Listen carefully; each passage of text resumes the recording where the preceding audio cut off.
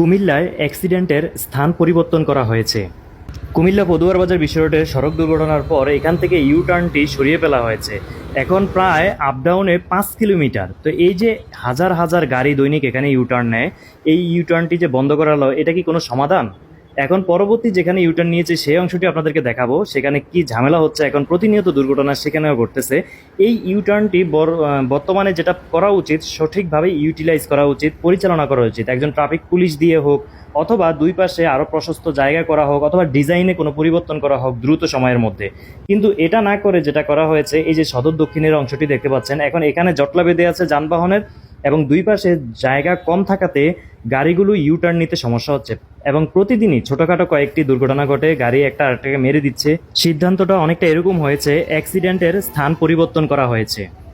দেখুন, একটি ছবি দেখিয়েছি, যেটা ইউটার্নের একটি ছবি সারা দেশে ভাইরাল হয়েছে। এই ধরনের সিস্টেমে আপনারা ইউটার্নগুলোকে যদি নতুন করে কনভার্ট করে তৈরি করেন, সেক্ষেত্রে দুর্ঘটনার হার অনেকাংশে কমে যাবে। আল্লাহ হাফেজ।